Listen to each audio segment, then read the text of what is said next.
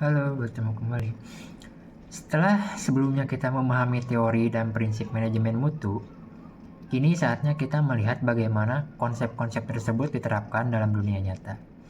Kita akan menjelajahi beberapa proyek konstruksi ikonik di berbagai belahan dunia dan melihat bagaimana manajemen mutu memainkan peran krusial dalam keberhasilan mereka. Mengapa penting bagi kita untuk mempelajari studi kasus dari proyek global? Karena ini memungkinkan kita untuk belajar dari praktik terbaik, memahami tantangan mutu yang kompleks dalam skala besar, dan mendapatkan inspirasi dari inovasi yang telah diterapkan. Studi kasus ini juga mengkonfirmasi bahwa prinsip-prinsip manajemen mutu yang kita pelajari benar-benar efektif di berbagai konteks budaya dan teknologi. Proyek pertama yang akan kita bahas adalah ikon global, Burj Khalifa di Dubai. Selesai pada tahun 2010, ini adalah gedung tertinggi di dunia, sebuah mahakarya arsitektur dan rekayasa. Keberhasilan pembangunan struktur setinggi ini tidak lepas dari penerapan manajemen mutu yang luar biasa ketat. Mutu di Burj Khalifa dimulai dari desainnya yang revolusioner. Struktur Buttressed core dirancang untuk menahan angin kencang dan gempa bumi. Pemilihan material juga sangat kritis. Mereka menggunakan beton berkekuatan sangat tinggi yang diformulasikan khusus untuk kondisi gurun dan beban ekstrim, serta baja performa tinggi. Setiap material melewati serangkaian uji yang sangat ketat untuk memastikan kualitasnya sebelum diizinkan masuk ke lokasi proyek. Pada tahap pelaksanaan, Burj Khalifa mengimplementasikan sistem manajemen mutu yang sangat terintegrasi.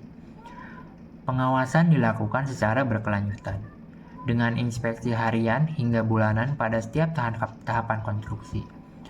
Toleransi dimensi yang sangat ketat diterapkan untuk memastikan presisi vertikalitas. Teknologi survei canggih seperti GPS dan laser digunakan untuk akurasi yang luar biasa. Dan tentu saja manajemen rantai pasok mutu memastikan bahwa setiap material tiba di lokasi tepat waktu dan sesuai spesifikasi yang telah ditetapkan. Proyek kedua yang akan kita bahas adalah terowongan channel, atau yang dikenal sebagai Eurotunnel. Selesai pada tahun 1994, terowongan bawah laut ini menghubungkan Inggris dan Prancis, dan merupakan salah satu proyek infrastruktur paling kompleks dan mahal dalam sejarah. Mutu di sini bukan hanya tentang kekuatan, tetapi juga tentang keamanan dan keandalan operasional. Mutu di Eurotunnel sangat bergantung pada inovasi teknologi. Mereka menggunakan tunnel boring machines atau TBM khusus yang dirancang untuk mengatasi kondisi geologi bervariasi di bawah laut. Sistem drainase dan ventilasi yang sangat canggih vital untuk menjaga keamanan lingkungan di dalam terowongan. Berbagai sensor dan sistem monitoring real-time dipasang untuk mendeteksi perubahan geologi atau tekanan air. Memastikan integritas struktural selalu terjaga, bahkan teknik pengeboran baru pun dikembangkan untuk menjaga akurasi dan stabilitas pembangunan. Aspek penting lainnya adalah manajemen risiko dan keamanan. Dengan proyek bawah laut sebesar ini, prosedur keamanan sangat ketat dan menjadi prioritas utama sistem manajemen krisis dan rencana darurat disiapkan untuk berbagai skenario. Berbagai uji stres struktural ekstensif dilakukan untuk memastikan ketahanan terowongan. Kepatuhan terhadap regulasi internasional dari Inggris, Prancis, dan Uni Eropa sangat ditekankan. Semua ini membutuhkan koordinasi mutu yang luar biasa antara tim dari kedua negara yang terlibat. Dalam konteks proyek besar seperti ini, konsep Total Quality Control atau TQC yang diperoleh oleh AP Feigenbaum pada tahun 1961 sangat relevan. Feigenbaum mendefinisikan TQC sebagai sistem yang mengintegrasikan upaya pengembangan, pemeliharaan, dan peningkatan kualitas dari seluruh bagian organisasi. Intinya adalah bahwa mutu bukan hanya tanggung jawab departemen tertentu, melainkan tanggung jawab setiap individu dalam organisasi untuk mencapai kepuasan pelanggan yang penuh secara ekonomis. Bagaimana QC diterapkan dalam proyek skala besar.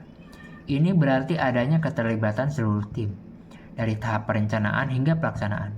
Fokus utama adalah pada pencegahan, dengan mengidentifikasi dan menghilangkan sumber cacat di setiap tahapan. Semua keputusan diambil berdasarkan data yang akurat, bukan sekadar asumsi. Ada komitmen kuat untuk perbaikan berkelanjutan dengan terus berjalan dari pengalaman. Dan yang terpenting, kepuasan pelanggan selalu menjadi tujuan akhir dari semua upaya mutu ini. Apa pelajaran penting yang bisa kita ambil dari proyek-proyek raksasa ini? Pertama, mutu adalah hasil dari perencanaan yang sangat detail dan pelaksanaan yang presisi. Kedua, keterlibatan seluruh pemangku kepentingan dari manajemen hingga pekerjaan lapangan sangat krusial. Ketiga, inovasi teknologi adalah pendorong utama untuk mencapai tingkat mutu yang lebih tinggi. Keempat, keamanan dan kepatuhan regulasi adalah hal yang tidak bisa ditawar. Dan terakhir, budaya perbaikan berkelanjutan adalah esensial untuk kesuksesan jangka panjang. Sebagai penutup, contoh-contoh proyek global ini menunjukkan potensi luar biasa dari manajemen mutu dalam menghadapi tantangan teknis dan logistik yang paling kompleks sekalipun.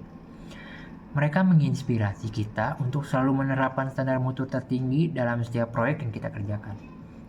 Pada sesi selanjutnya, kita akan melihat bagaimana prinsip-prinsip dan praktik manajemen mutu ini diterapkan di negara kita sendiri. Demikianlah pengantar singkat mengenai manajemen mutu dalam proyek konstruksi. Saya harap ini memberikan gambaran awal yang jelas tentang pentingnya topik ini. Terima kasih atas perhatian Anda.